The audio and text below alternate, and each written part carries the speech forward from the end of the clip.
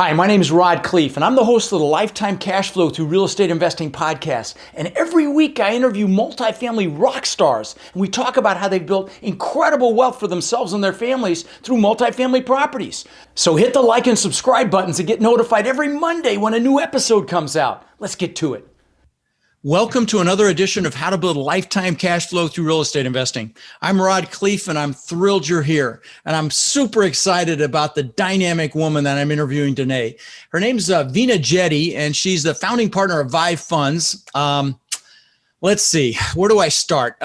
Actually graduated from the University of Illinois in Chicago with a degree in finance when she was 20, which should tell you a lot right there. She's done over $1 billion in real estate transactions or real estate assets she's been involved with. She's in over 3,000 doors right now.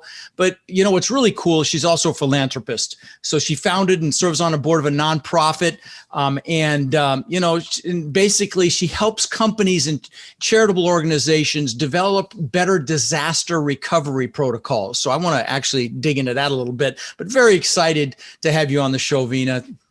Thank you so much for having me. I'm so excited to be here. It's been a long time overdue. Yes, it is. And you know what's crazy, guys, is I actually met Veena in a clubhouse room and had not even heard of you before then. I'm embarrassed to say, which shocks me because I'm, pretty well connected in the business. But, when I listened to her talk, and you guys are really in for a treat. Not only is she beautiful, which I didn't know until she came on the show here today, and she just had a couple of toddlers too, twin girls, but she is one sharp cookie. So really excited to have you on. Thank you. I'm so excited to be here. I love it. So why don't you tell us, how you got in the business? I mean, why multifamily, how you ended up there after the finance degree, and just kind of give us a much better background than I was able to do there. Yeah, I always tell everybody I kind of cheated and took the shortcut in because I was born into a real estate family. And my mom is actually a very successful real estate investor. My parents retired early from their real estate portfolio, which they've now divested from, and everything that they have in real estate is invested with me at this point. Oh, cool. So I started with a really solid foundation in finance and real estate finance, and then went to undergrad, graduated with my degree in finance. And my mom was like, great, now you'll join the family business. And I was like, no, I'm an adult. I'm going to do something totally revolutionary. And, I can do this on my own. And so I went and worked in corporate real estate and made a lot of money for someone else. The first year, my husband and I paid taxes jointly. We were living in DC. I was working at Tishman Speyer at the time. I had $1 billion asset that I was on the management team for. And I remember calling my mom and going, what just happened? We just paid hundreds of thousands of dollars in taxes. I don't know what to do. And she's like, well, you need to be in business for yourself. And she kind of, sat me down and walked through why it is beneficial to have your own business and to be an entrepreneur. And I've always had this entrepreneurial spirit. I've always had these little side businesses as a kid and stuff. So it was a really good fit for me. And so I left corporate America and never looked back. Wow. So did you go right into multifamily, or did you start with single family? Did you do the natural progression? Do you do a house, a duplex, a 10 unit, a 20, then 100, or talk about that? Bring us there. Yeah. So I didn't do the duplex 10 and 20. I actually was doing condos and single families. And it got to the point where I was buying 5 houses a week sometimes. It was very high volume. In Dallas, where you're at? I was in Dallas. Yeah, I was in Dallas. Okay. So anybody who has done this knows that that's not really a scalable position to be in because you're at 5 different assets. Dallas is a very large market, so they could be an hour away from each other. And it's not as glamorous as HGTV makes you think. So ended up deciding that I needed to scale. And that's actually when I started getting into kind of the multi-unit side, and ended up going into the multifamily space. It's my favorite asset class because it's, number one, the most stable. Number two, it has a lot of scale. So the volatility compared to the scale is really great. And then if you look historically at the Sharpe ratios, multifamily by far beats out any asset class within real estate. Oh, no, no question. I mean, that's why we're here. Yeah. Even after the 2008 crash, the rents were back to exceeding 2006 levels within like 2 or 3 years. So it's a very, very stable asset class. And so you got that memo real quick on the single family. See, I had to do 2,000 houses before I got that memo that I rented long term. I know I have no idea how you did that. Yeah, There's no, no me way. either. Just not as smart as you are, but that's the bottom line. But so what year was it that you did your first multifamily? I'm just trying to get a feel. 2014. So what is Oh, this? wow. Hadn't been that long then. Okay, fantastic. And So, are all your assets, have they been in Dallas or all over Texas? Or talk a little bit about geographically where you're invested. yeah, so we like Dallas as a market. Obviously, Right. it's a home market and it's been on fire.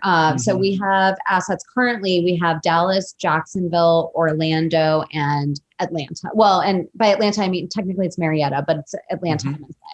Nice, nice. Yeah, we've got 3 assets in Dallas. We've got one kind of northeast of Atlanta. I'm trying to remember. I'm going to lose the Like name of the city. Lawrenceville area. Yeah, no, it's Highland something. But I'm drawing a blank. But of course, we love Florida because I live in Florida. And that whole Orlando corridor. One of my friends it was my first podcast interview. Albert Barris is a billionaire that he owns tons of assets between Orlando and like Tampa on that I-4 corridor. Let me ask you this, just as a squirrel moment. Did the Orlando, you're not in Orlando, you're in Jacksonville. Or did you say Orlando? Oh, you're Orlando. Did you get dinged because of the whole Disney thing? Talk about that for a second. Yeah, I'm actually glad you brought that up. So we have a little over 100 million currently in Orlando. What's interesting is, so we have 2 really large assets there. One asset is very close to Disney, and we definitely have seen a lot of CDC declarations or a lot of bad debt delinquency. So we definitely got hurt there quite a bit. The other asset that we have is just outside of Orlando. It's in an area called Melbourne, and it's kind of like a tech hub. And so what was interesting about the 2 assets compared to each other is the one in Melbourne didn't have a whole lot of issues with occupancy, didn't have a whole lot of issues with delinquency. We have 0 CDC declarations. We've been collecting at like 99% the entire time COVID has been around. And so we got hit on one and we didn't get hit on the other. The challenge we have on that asset is it was a value add asset, and that market has been experiencing a negative 1% rent growth over the last few months. And so the challenge there, and the other issue is a lot of product got delayed. And so licenses that we had planned to see come online within the first year of hold now got delayed to the second year of hold. And so our business plan has just been completely thrown off, and we weren't really able to go in and add the value we had anticipated, which is where you see a pop on the rents and you start seeing that higher cash on cash. So it's been a real challenge to kind of navigate through. But the asset otherwise is stable. It's the kind of asset you actually want to own post renovation in a turbulent time. It's just we closed December 2019. Oh yeah, and then ouch. 3 months later, right. we just put everything on hold. So the world stopped. Yeah, no. I mean, and your investors aren't stupid. They know that that's some of that's just completely out of your control, obviously. Now, just out of curiosity, not to add to your pain, that asset that's near Disney, what sort of economic I'm trying to think of the way I want to phrase this, but what's the bad debt, or how are the collections? What's your percentage of collections on that? I mean, it actually remained strong on the asset for the tenants that are in there. So what we actually saw was a combination of occupancy dipped lower, right? Because we couldn't find the tenants that would qualify on our income requirements. So that was one challenge. That we were hovering in the high 80s, maybe low 90s, depending on the month, which in general is not terrible, but it's obviously not where we want it to be either. The other challenge we have there is the same with the other asset is we halted all renovation when COVID hit, which I think most people did, right? We started conserving cash.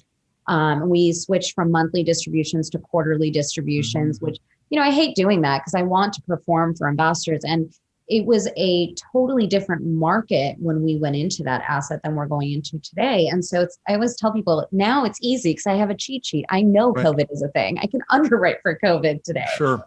And so that's actually been the bigger challenge there. And then also we've had a lot of CDC declarations there. And Right. so what that means is we can't evict for non-payment. But what we've actually done recently to try to manage some of the delinquency and bad debt on the asset is we've actually brought in a employee who their only job is dedicated toward decreasing the bad debt and delinquency of the asset. And part of the CDC declaration is that if you are declaring that this is true, you're also agreeing to make a good faith effort to pay your rent. And so we have tenants who haven't made a single dollar of payment in the last 10 months or 12 months. That's not really abiding by the spirit. Yeah. I'm going to call BS, right? Yeah, That's exactly. right. Exactly. So, okay. Well, that's really smart that you have one person dedicated to that.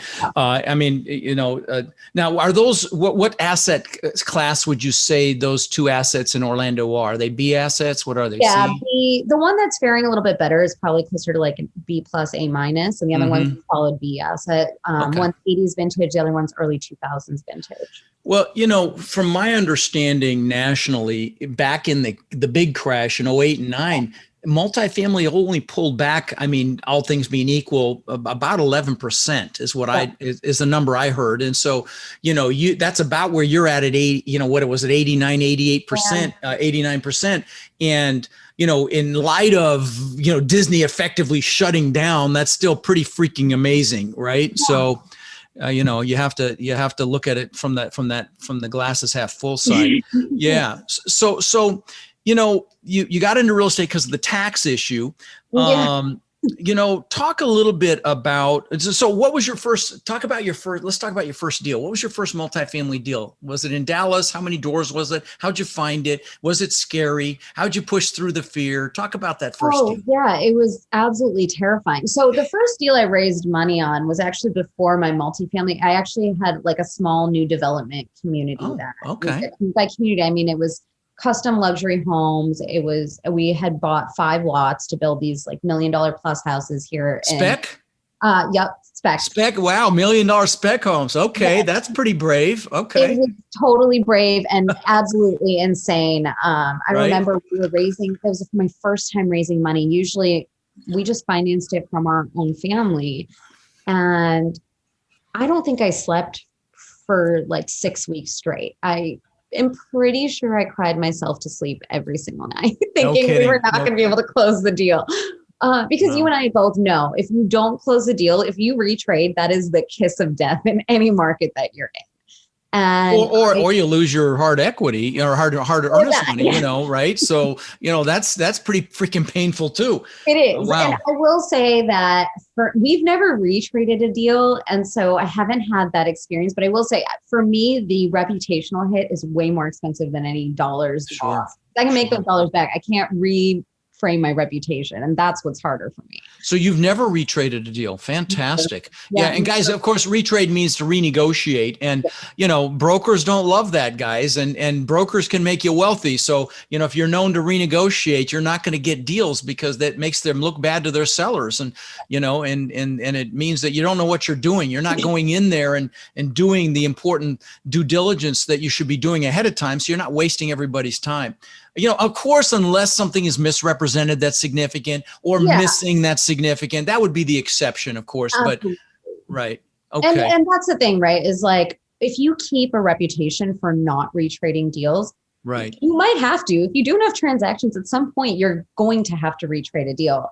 And if you have a good reputation, and so far we haven't, I'm trying to keep it that way. But if something comes up that I can't control or know going in, it's going to happen. But at least then the brokers know. Right. This is a one-off. This isn't just kind of like her MO. Right. It's not your business model, right? And by the way, guys, you heard her talk about, exercising her business model on that one asset in Orlando. And for those of you who don't realize, buying an apartment complex is a business, and you have to have a business model. You have to decide how you're going to act and have a game plan to execute on. And so for those of you that are brand new, that's what we're talking about here. So, so the first, okay, fair enough. So you raised money on that first one. Let me ask you this. Did you do anything to create reach? Did you do a meetup group or some other way to create reach to find investors for deals? I didn't. I was telling you right before this, I'm so bad at content creation and like Right. sticking to regularly scheduled content that I did not. So the way I initially raised capital was I called everybody I knew in my network, like Right. my uncles, my aunts, my friends, my family, people I went to high Risky, school but with. okay. That's how most people do it, but risky. My uncle loaned me, I think it was like $370,000 at that Wow. time. And Wow.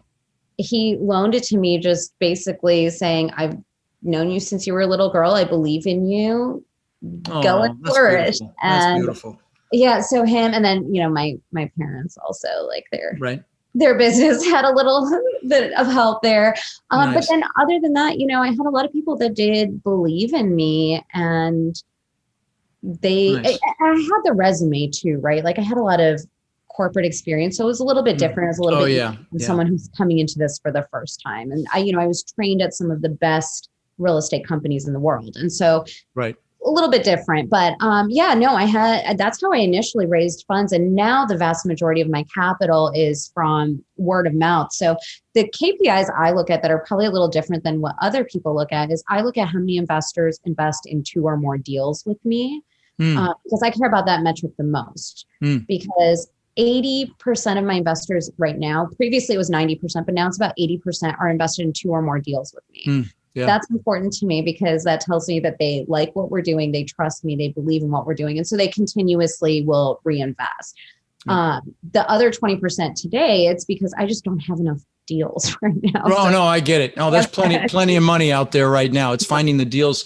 We'll circle back to that in a second. And I think you told me you really didn't have any mentors, but you did work at some, a couple of these companies that are just, obviously incredible companies. What role did you play when you started? Was it in analysis or what sort with your finance degree? How did that manifest into your role at these initial companies? Yeah. So initially, I wasn't actually on the analysis side as much as I was on the management side, the portfolio management side. So Okay.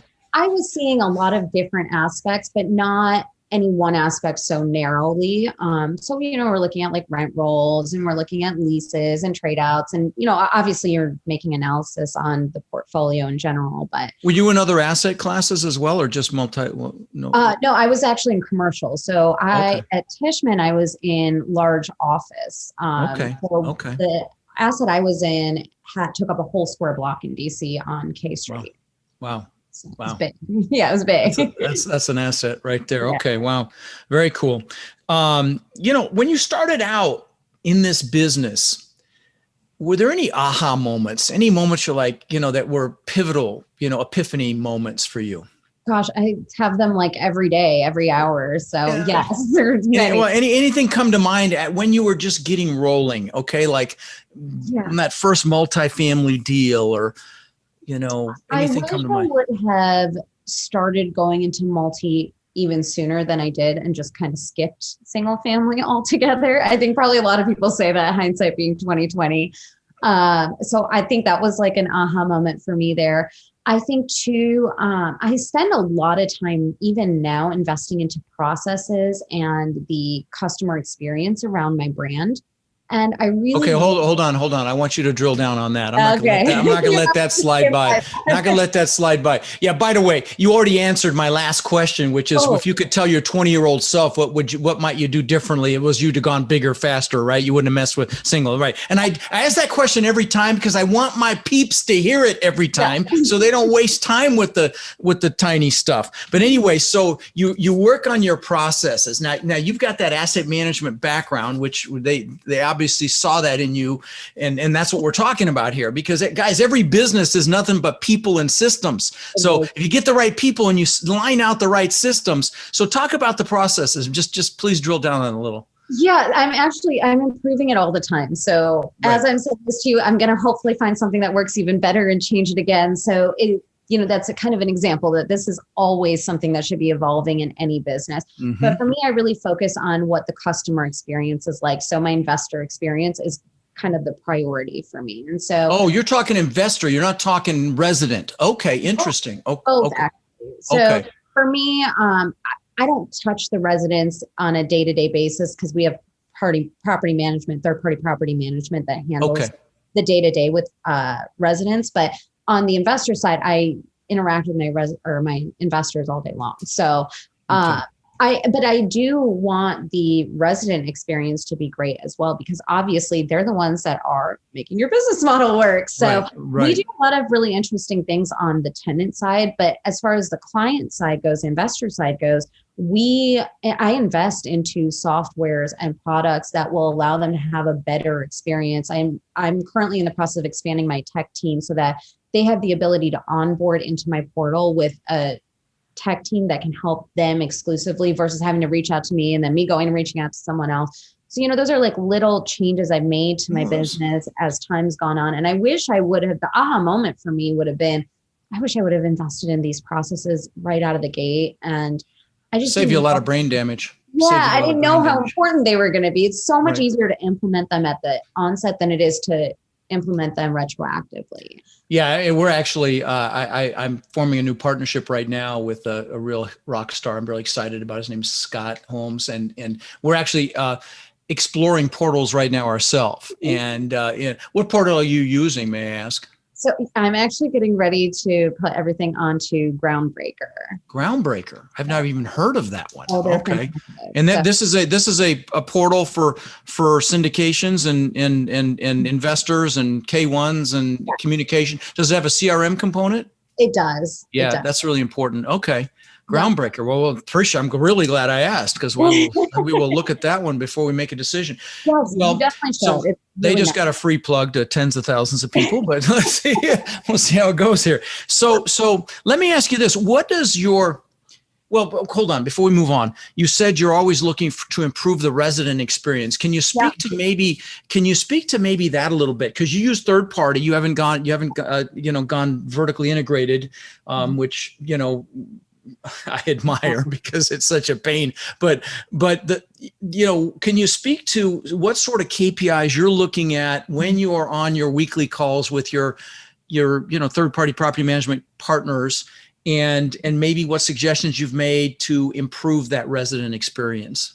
Yeah, I think especially right now, it's even more important that residents enjoy being at the asset. So as we're acquiring, we're focusing a lot on the amenities package because that's the play we're in right now, in my mind. But some of the things we've done, we've implemented reward systems. There's a system called Modern Message. I don't know if you've used that on your assets, but it's something that creates kind of community around the tenant base at a particular asset. They can give you reviews, you can kind of gamify things, you can do rewards, et cetera, which is really fantastic.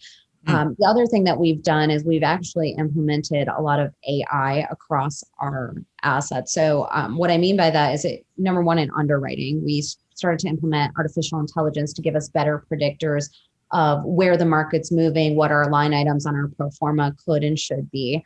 Pre-purchase or post-purchase? Both, pre-purchase and post-purchase. I mean, we're underwriting our deals like a bajillion times in the whole period, so it never stops.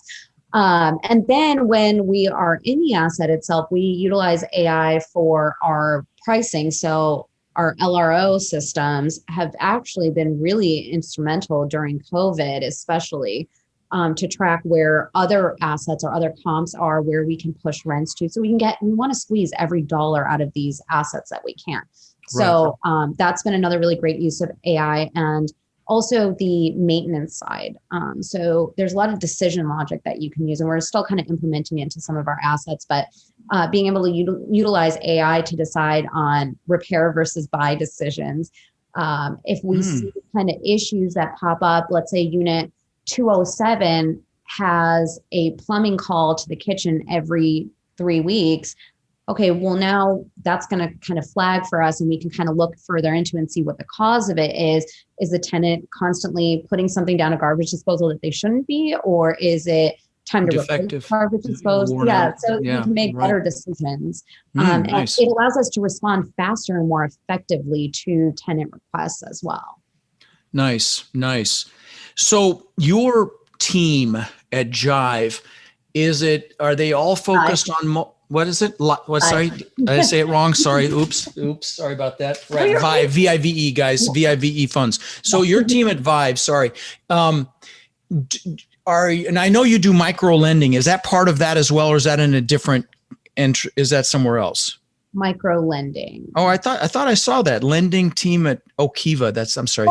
That's just like a charity that I like. Sorry. I got confused. Those ran together. Okay. So for me, so it's never pretty when you lose your mind and you're as old as I am. So forgive me, so your team, I just want to hear about your team because, you don't have the management in-house. So it's, you're on the acquisitions and investor relations and asset management, what sorts of, how big is the team? Let me ask that question. And then what sorts of roles do you have there? It sounds like you're, doing some things that a lot of operators aren't doing. So I'd love to have you just kind of expand on that a little bit. Yeah. So I actually am the point of external contact for Vive. So my entire team sits behind me so I have underwriting that I work with a few different underwriters behind the scenes. I also work with, obviously I have my admin staff who respond to a lot of my emails and queries. I have my social media. I also have, so my sister's a minority owner in my company. And so she's the one that gets to do like bank account stuff because I don't trust anybody with bank accounts or any of that. So everything financial stays either with me, my sister, or if I have a JV partner on an asset. And then depending on the asset, various roles within the project lifecycle are broken up between different JV partners and myself, or obviously if it's just me, then I would be handling everything. So it depends on the asset. Okay. Yeah. Fair enough. Do you use VAs at all? You said admin staff behind you. Do you use any VAs? Yeah, I do. So I have a bookkeeper that I use. That's a VA. I also have an admin that I've been using. That's a VA. I'm actually getting ready to switch to another VA company that actually handles legal cases more because I find that the case management for legal practices is very similar to what we do. And I find when you kind of look for a real estate VA, they're more geared toward the residential or non-commercial, non-investor side. So it's a new change I'm making. I haven't rolled it out yet, but that's what country for the VAs? Just curious. Philippines. The Philippines. Yeah. That's the most common. Okay. I mean, you can get a licensed attorney for it's crazy how reasonable it is. Yeah. So, okay. Awesome. Let's see what else. So let me ask you this. Where do you get that drive? Where's this drive coming from? You've got two toddlers, twin girls, right? How old are they? They're 20 months old. Oh my God. And you're buying and managing assets and wow. Where's this drive come from? Tell me. I think it's gotta be my parents. I'm the daughter of immigrants. They came here literally with $26. From where? From India. From India. Okay. Yeah. They came here in the 80s, $26 to their name. Wow. And my mom and dad together, they built, a portfolio and they built a life so that my sister and I could have an opportunity. They left everything that they knew home and they did it so we could have a chance to do this. And so I feel this sense of responsibility. It's like the typical story, right? The first generation makes it, the second generation grows it, and the third generation blows it. So let's see what my kids do. Well, you better start grooming those toddlers soon then. Okay. They have savings accounts, they have investable accounts, they will learn. Love it. So what do you think is the most challenging part of what you do in your role today? Besides the juggling that we're just talking about, but now your husband's a physician, if I recall, from the clubhouse. I think I heard that. Yeah. Yes, he's a physician. Cool. So he has no idea what we own. No kidding. I think we have something in Florida somewhere. Oh yeah, he doesn't do. Has no interest. Okay, got it. So it's all you. Wow, that's even more impressive. So what's the most challenging part of your role at Vive? And I mean, you're the point, obviously. So you're the CEO, but just curious. I think the most challenging right now, is easily finding deals that make sense. We are very true to our underwriting models and our strategy. And so what happens, and I co-invest alongside of all my investors. I don't know I'm sorry, I didn't catch that. What'd you say? I co-invest with all of my investors. Oh, yeah. Right. I always put money into deals that I have my name on. And so naturally it has to fit my criteria in order for me to be willing to put my money at risk. And the vast majority of deals don't right now. Right. And and underwriting is one of those things. It's as much of an art as it is a science. So you put garbage in, you'll get garbage out. Right. And so I see underwriting so often come across my desk from other sponsors that, are raising capital, and I invest passively into deals too. Sure. So I'm always looking at them and I see them and I'm like, what were they thinking? What am I missing here? Yeah. Right. This is what you want to do. Now, I want to flag something you just said, because I was like coming out of my skin, because I'd never heard it articulated that way, but it's so dead on that underwriting is not a science. There's an art to it, because there's so many nuances. And, you can make something look good and to someone that doesn't know what they're doing or doesn't have a clue, and you see what some of these properties that you get into best and final, and you make what you feel is a fair offer, significantly fair offer, and you see what they ultimately trade for, and you're like, what were they thinking? So, okay. Yeah. I have a funny story about that. All right, let's hear it. And it's not funny. It's like boo-hoo funny, because I just lost a deal last week in Dallas. The broker said guidance is around 37. And we said, okay, we went in a little bit above that. And he's like, put in your best offer right out of the gate. We're not doing a best and final. So we're like, okay. So we went in pretty aggressively, but as aggressive as our underwriting would allow. And of course, he called us back and said, we're under contract at 38.5. It's like $1.5 million difference on this asset. And there's no way we would have even gotten to 38 with our modeling, but that's the nature of the market here. And again, there are times where it makes sense to slightly overpay for an asset. So the asset right next door had just traded to another group. I don't know who bought the asset, but that group, it really makes sense for them to have paid a premium for it, because now they control that whole entire block. And so they had the one next door already. So that's why I don't know if they were the ones that actually bought it, but it would have made sense to me if they were willing to pay a significant premium, because now both assets could do a little bit better. But sure. I mean, and I've walked away over $25,000 in difference on, a $10 million deal before. So no kidding. Wow. Yeah. Yeah, I know it was hard. It was hard. Okay, I mean, I'm still talking about it. That's okay. That's the guys. That's the other end of the spectrum right there. 25,000 on a $10 million deal. Listen, you can. Why though? It was out of principle, because I went back and forth with the broker, and he came back to me and said, "We are down to you and one other group. We really like you. We really believe that you're going to be able to close it. We're not really sure about this other group, but they're $25,000 higher than you. So if you match their offer, then we're going to choose you and get this deal closed." And I was like, well, it sounds like your seller has a decision to make, and it sounds like a surety of close is going to cost $25,000. And I told them beforehand, I was like, listen, this is my best and final. And I really mean it's my final offer, because we had gone through so many rounds of back and forth. Oh yeah, that can be mind numbing and frustrating and kind of maddening, actually, when they play that game with you. So, I get it. Okay. So then I was like, you know what? This is the offer. You guys make a decision. He was like, are you serious? You're going to walk for $25K on this deal? It's like, are you going to let me walk for $25K on this deal? I don't know. Right. He did. It ended up getting retraded. No kidding. Oh my God. He came back to me and was like, hey, the deal's yours if you want it. I was like, I'm so glad you came back to me. I've totally changed on my pricing now. I'll submit another LOI. So he was not happy. You went down on your price after that.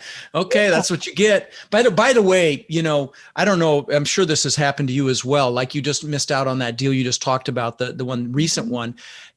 You make it a point to stay in touch with these brokers, because these deals do come back all the time. Yes, I'm sure that's happened to you. Yes, you're nodding. Oh, yeah. If we don't get a deal, we always tell the broker, if it retrades, let us know. We'll come in with the capital and we'll get it. So, okay. And like I said, we've never retraded a deal. We've never not closed on a deal we've put under contract. So they already know that. They'll call around and reference check, and they'll find out that. And we also pride ourselves on being easy to work with. So that's another key for new people. do not be a huge pain in the you know what, because no one will want to work with you. Right. Yeah, no, that's really good advice. So let me ask you this. What words of wisdom would you share with an aspiring investor that's listening, that's done some single family? They may have done some plexes. They know they need to go bigger because it's such a pain to be in the small stuff. What would you tell them?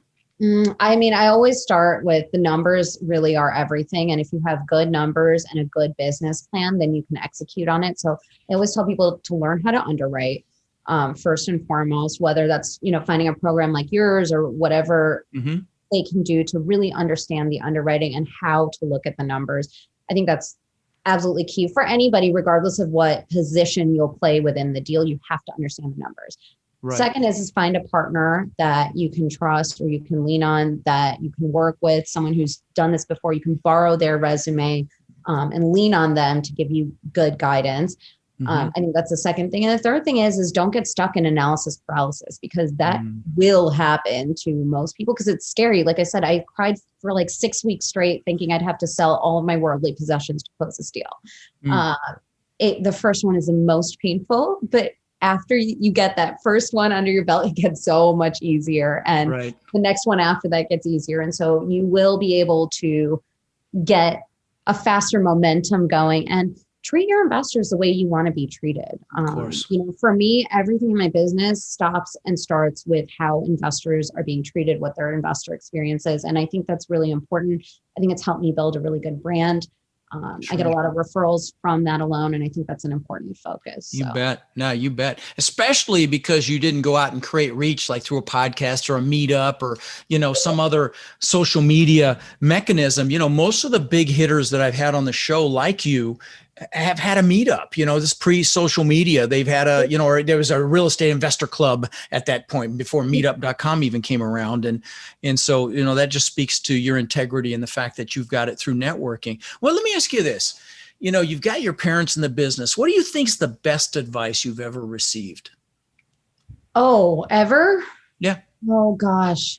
Well, I know I didn't prep you for this, but I was like, wow, I have to think of the best advice. You know what? I think it, honestly, more than advice, I think it was my parents encouraging me to just start doing it. Yeah. Because I think that's the biggest hurdle for a lot of people, is actually taking that leap of faith. And one thing I will say is my mom used to always tell me, the younger you are, the more you can afford to take risks and bigger risks. And it's so true, right? And I think of that even now. I mean, like now I have kids, so I have to think about their future. But even now, once you've made $1 million, it's a lot easier to make your second $1 million. And it's not because your money makes more money. It's because now you know how to make money. And so you can replicate that.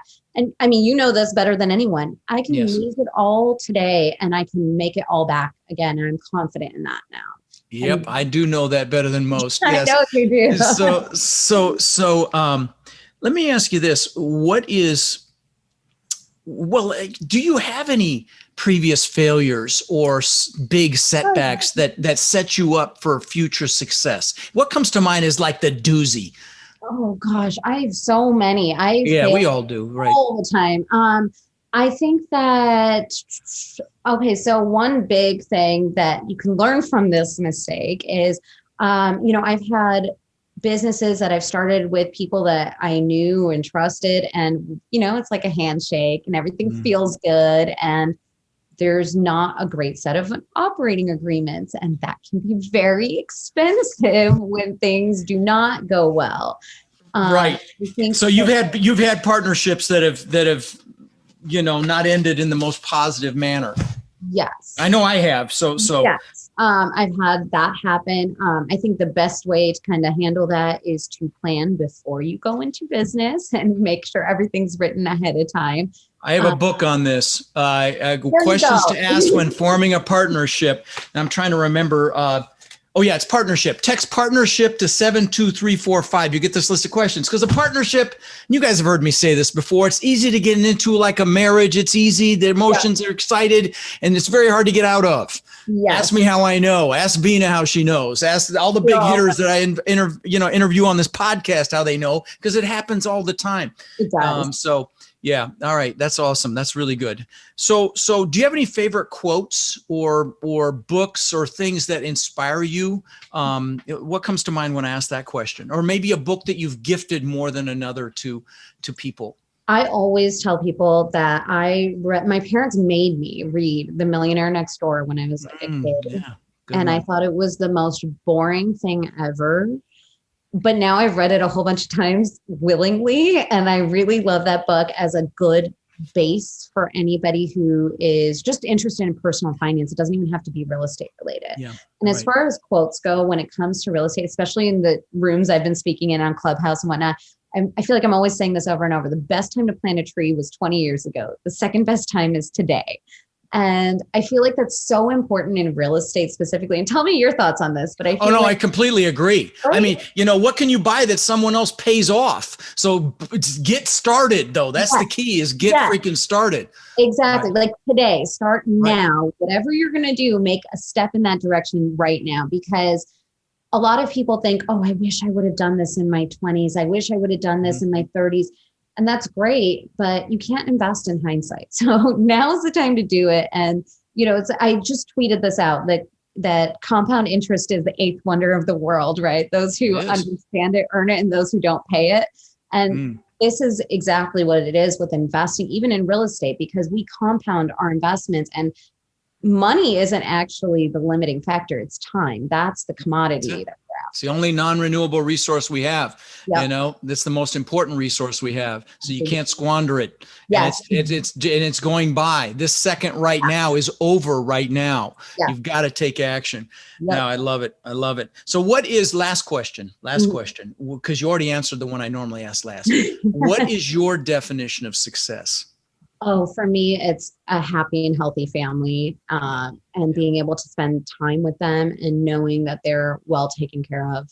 Yeah. That's all. I love it. No, I love it.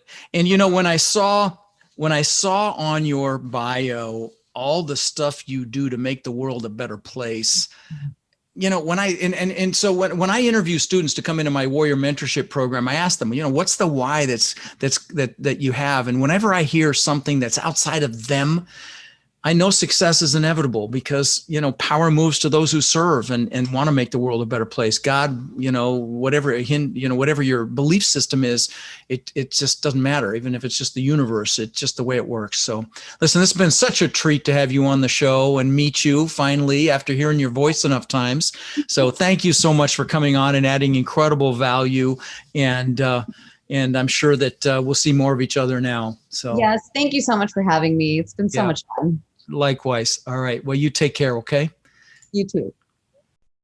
Rod, I know a lot of our listeners are wanting to take their multifamily investing business to the next level.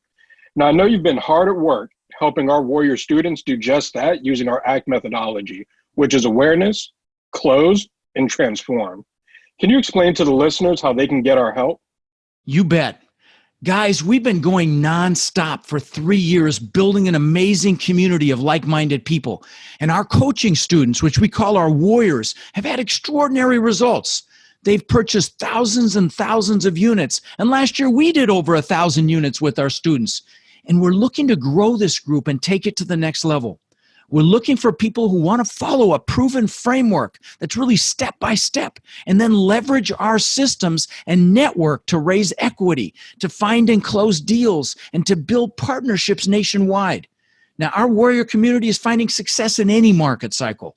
So if you're interested in finding out more about how you can become more of our incredible network and take advantage of the incredible opportunities that are coming very soon, apply to work with us at mentorwithrod.com or text CRUSH to 41411. That's mentorwithrod.com or text CRUSH to 41411.